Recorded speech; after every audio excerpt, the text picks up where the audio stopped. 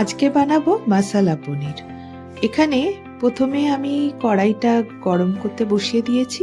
তার মধ্যে 2 চামচ মতো সাদা তেল ঢেলে দেব। এখানে পনির তৈরি করার জন্য মশলাটা আগে তৈরি করে নিতে হবে। তেলটা গরম হয়ে এলে 8-10টা মতো গোটা কাজু এইভাবে ভেঙে হাফ করে ভালো করে এই তেলে ভাজতে হবে। ভেজে নেওয়ার পর এই আসল মশলাটা কিন্তু এই কাজু দিয়েই তৈরি হবে। তো ভালো করে লাল করে, যতক্ষণ না লাল হচ্ছে ততক্ষণ ভালো করে ভেজে নিতে হবে।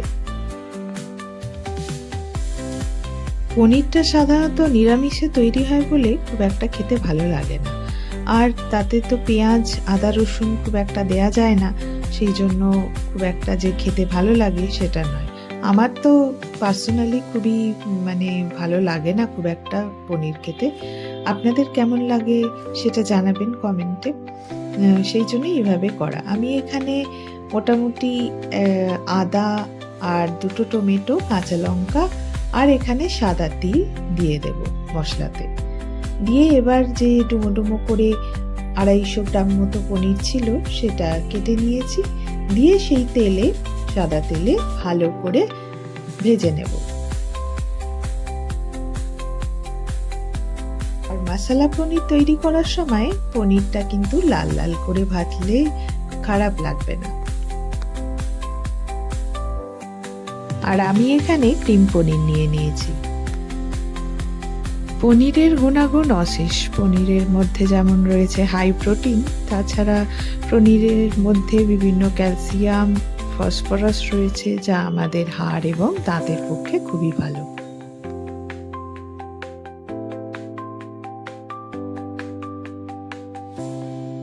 আর পনিরের যেহেতু নিজস্ব কোনো টেস্ট নেই, তো সেক্ষেত্রে পনিরের গ্রেভিটা কীরকম হবে তার উপরই ডিপেন্ড করবে পনিরের রেসিপিটা।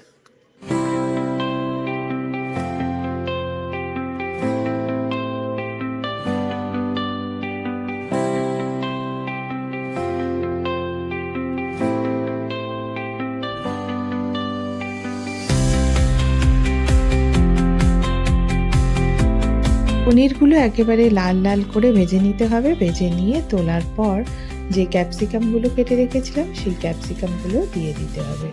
এখানে বলা প্রয়োজন যে ক্যাপসিকাম আপনারা স্কিপ করতে পারেন, তবে আমার যেহেতু ক্যাপসিকামটা ভাল লাগে সেই জন্য আমি ক্যাপসিকামটা দিয়ে দিয়েছি।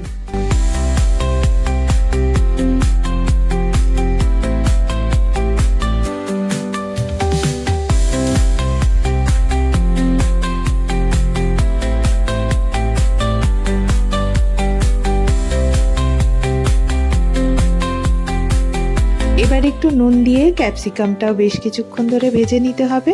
তবে ক্যাপসিকামটা খুব লাল করা যাবে না, কারণ ক্যাপসিকামটা সবুজ রেখেই ভাজতে হবে, হালকা সতে করে নিতে হবে। আচ্ছা, ক্যাপসিকামটা ভাজা হয়ে গেলে সেই তেলেই আমি 1 চামচ মতো মৌরি আর 1 চামচ মতো সাদা জিরে দিয়ে দিলাম। দেওয়ার পর ফোড়ন হিসেবে দেওয়ার পর এর মধ্যে যে বাটনাটা বেটে রেখেছিলাম, কাজুটা ভাজা করে যেটা পেস্ট তৈরি করেছিলাম, আদা, টমেটো, জিরে আর কাঁচা লঙ্কা দিয়ে, আর সাথে ওই ভাজা কাজু, সেটাকে এর মধ্যে দিয়ে দিলাম। আর হলুদ গুঁড়ো, কাশ্মীরি লঙ্কা গুঁড়ো আর নুন চিনি পরিমাণ মতো ভালো করে দিয়ে বেশ কিছুক্ষণ নাড়তে হবে গ্রেভিটা। আর বলে রাখা প্রয়োজন, এখানে কাশ্মীরি রেড চিলি যেটা আমি ইউজ করলাম এখানে, সেটা হচ্ছে আমি এভারেস্টের কাশ্মীরি রেড চিলি পাউডারটা ইউজ করেছি।